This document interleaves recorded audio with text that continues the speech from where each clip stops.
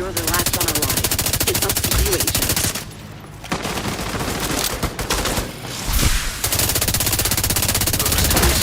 Activate. There are no more rogue reinforcements. Eliminate whoever's left. Boost has expired.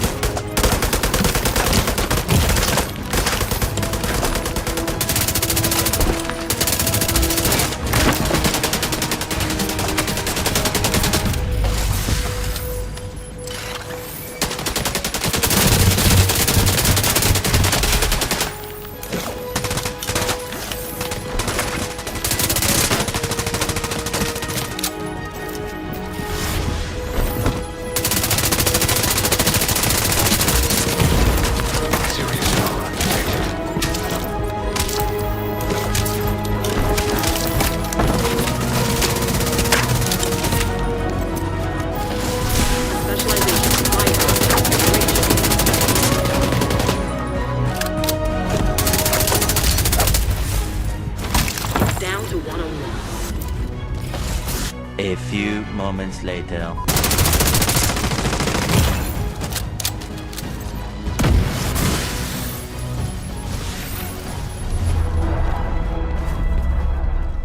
What is going on, everybody? It's your boy Nothing But Skills, and today we're bringing you guys my AR PvP build, and I feel like this build is going to be up there with most of the meta, and I feel that AR's got the improvement that they needed, and once I can get the extended mag for my AR, it's just going to be a lot better.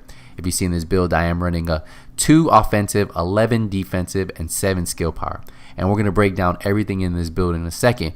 Make sure if you're new to my channel, first time watching any of my videos, hit the subscribe button, turn notification bell on, so when I release a build video, you guys get notified. So let's break down this build. So for the weapons, the weapon I am using is the custom P416. Now you can choose whatever AR you want. The reason I like running this AR because it has high damage, it has a nice rate of fire at 825 when you have a Allegra on there, and it has health damage of 29%, which all ARs do. Now this is a gear score 500 AR. Optimus is on here. Weapon damage is increased by 3% for every 10% ammo missing from the magazine, so you hit harder the more bullets you spend. Now it has a Allegra on here, 10% rate of fire, and then I have Greased on here. And Grease gives you, while holstered, weapon swap speed is increased by 10%. Now the way I have this modded is negative 5% accuracy, 15% stability on the scope. I'm running a light extended mag with plus 10 rounds. I'm still looking for the plus 20 rounds, negative 10 reload speed. I have an angle grip with 10% stability, and then a large suppressor with 10% accuracy. For the chatterbox, I'm only running it for the third talent, Blabbermouth, while holster reloading your weapon 5 seconds grants 20% rate of fire for 10 seconds. And those 10 seconds are crucial, especially if you're fighting multiple players. Now, if you want to run the Nemesis, like the sniper rifle for the extra headshot damage, that's perfectly fine too. For the sidearm, I'm running double duty, while holster reloading from empty gives you 20% of your magazine back as free ammo. This can occur once every 30 seconds. So let's get into the build. You're going to notice right off the bat, I have Gilligard. I'm running 3 pieces, 5% total armor, 20% hazard protection, and 15% pulse skill power. Now this works great if you're going to run a pulse, right? And I'm running a pulse on this build, and you'll see in just a second. But Gilligard overall always gives you high rolls. It gives you lots of rolls on those pieces, and that lets you hit those high numbers. If you're looking at my build right now, you see I have 2 offensive, 11 defensive, and 7 skill power. The attributes I'm running are 23% hazard protection. I'd rather have health here to have a higher health roll, even though I already have 108,000 health. And then skill power, I modified it. I probably could get a better roll here and get a little bit more skill power on this build, but this one's at 308. Now, Spotter got buffed, and I love it. It works great now. 20% weapon damage to pulse enemies, and since I'm going to be running 7 skill power, I hit the requirements 5 or more. And then, of course, I'm running a mask that also has a utility mod slot, so that gives me another skill power, so closer to that 7 mark, and this has 144 skill power. If we go into the chest, this Gilligard has armor on here. So I have 23,000 armor. It has 478 skill power and it has 21,000 health. I have unbreakable. 70% of max armor is repaired when your armor is depleted. Now that's great for PvE, but for PvP it's 25%. So you still get pretty good armor, and you'll see in that beginning clip, remember when I was getting killed, I always had 25% of my armor, and when I'm sitting at 285, that's a nice chunk. Now this does require 11 more defensive, but it's easy to get if you run these high pieces of Gilligard. Now the mod slots, look, I have a defensive protocol mod slot, I have a defensive system mod slot, so one's giving me health, one's giving me armor. I always recommend on these defensive system mod slots, have that 3% total armor, 3.5%. That's going to make a big difference. And then I also have an offensive system mod slot on here, so I get that 2% weapon damage, and then I get 3% assault rifle damage, so a total of extra 5% weapon damage. They did nerf the weapon damage to 6. I think the max now is 5%. Now the holster, my weakest link. And the reason I have to run this is because I do want that extra 10% assault rifle damage, the friend risk. And look at that attribute roll though of health. I got 40,000 health just on this holster. So ideally I would like to have skill power on here too. So I would have a health, skill power roll. That's what you guys want to get on this. And then the talent is just there because this is the only holster I had. Now I would rather have something that might have devastating, so I can get an additional 5% weapon damage. So if I could get one that had health, skill power, and then devastating talent on there, that would be my god roll that I could put on there. Or if I already had health on here, if I already had skill power, instead of bloodlust, I could have probably rolled that for filler up. And then if I'm gonna run like 2 ARs, it might have been a little bit better for me, right? So filler up reloading from empty, reloads all weapons, so I could just swap to my secondary weapon. Once I reload, then both would always be reloaded. If I was going to run 2 ARs, that's where that would be pretty cool. So the holster is the one piece that I wish I could get back. Now my third piece of Gilligard is going to be on the knee pads. The knee pads always have high defensive rolls. So look, we have attributes of 10,000. We have 2 mod slots, defensive mod slots. So I have one that's giving me health, and then one that's giving me armor. And look, I have that total armor 3%, so that's why my armor's up there. And then empowered. So since I am using skills with this build, having that 10% skill power is going to be beneficial to me. So that's how I get 3 defensive slots right there. So that's how I'm hitting that 11.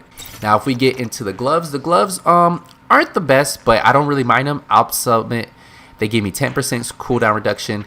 Now if I could get some Eradi ones that had the same type of rolls, get that 10% accuracy, I might choose that. But look, this gives me 11% assault rifle damage, and then it has compensated. Weapon damage is increased by 15% when your critical hit chance is below 20. And my critical hit chance is already below 20%. But look at this. I get a utility mod slot. Now, if you can find one that has 1 offensive, you want that assault rifle damage, and then of course a utility mod slot, that's how you're going to hit your numbers. Like this one doesn't have that. So that's why this Alp Summit is what I'm really going for. And if you guys are looking to hit these numbers, you might want to follow this blueprint. Remember, you can mix match pieces if you can get these rolls. And the final piece is the backpack. The Murakami backpack, it gives me 8% health. That's why I'm pushing around 108,000 health. We have armor of 12,000. I could probably roll a higher armor roll on here. I think I have one that has, what, 20,000? So yeah, this piece right here, I'm going to roll over there, has 20,000 armor. So I can bump up my armor to 295.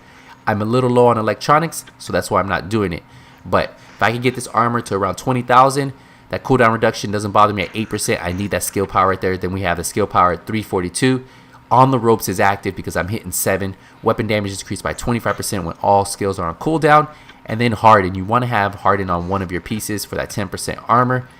And then I have that defensive mod slot. So I have total armor of 3.5%, and that's how I'm bumped up there. That's why you sometimes have to play with your pieces. That's why before this patch even dropped, I saved a bunch of stuff so I could just keep rolling and rolling. And my AR build does work. I think it was like 7.5 million damage in that conflict match that you guys just watched at the very beginning. You watched only part of it, and it does work. This build is solid. It's one of my favorite builds to run, and I've been waiting to run it in the Division 2 update. And with Unbreakable, This is going to be a major piece, not even only in PvE, but in PvP.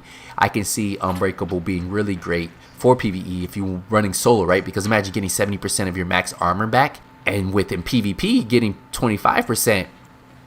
It's just amazing. I like it. I like it a lot. Let me know what you guys think about this build. Remember, the holster is my weakest link. If I could get skill power roll on there, my skill power could be a little bit higher. For the skills, I'm still running the chem launcher. Even though it doesn't stack, I still think it's still pretty good. It's going to give me 3 ammo shots right here, so I'm going to have a total of 6 ammo shots. I don't hit the skill power for the skill power requirement, but remember, you can buy the blueprints now. The blueprint vendor is selling a purple and blue skill power mods on this, so you can get a chance of getting lower requirements for these. So that's what I'm going to do. Once I get enough electronics, I used a lot recalibrating, and that's what a lot of you guys are going to do. So you're going to have to start farming for those materials. And then of course for the pulse I'm running 2 purple mods. This is getting me 23% radius right here. Oh, and this one's gold, so this one gives me 30%. So total of 80 meters radius that I get on this pulse, and remember that lasts about 10 seconds. So every time I do pulse them, I'm getting that 20% damage. Now when all my skills go on cooldown, then I get that 25% damage from on the rope. So I'm never really losing any damage by running a pulse anymore. So that's why I prefer having the pulse out there. I can see where the enemies are. It gives me an idea. I can push towards them. Once I go on cooldown, I get an additional 5%. And that's how I run this build. If you guys have any questions on this build, let me know in the comment section. I think this is probably one of the best builds in the game at the moment, and I think it can only get better once you guys improve on it. Remember, my builds are blueprints to get you guys going in the right direction, and as I continue to build these and make them stronger, I'll put out more update builds on them. I just want to thank you guys again. Don't forget, hit the thumbs up if you found this video useful, and until the next build video, Nothing But Skills is out.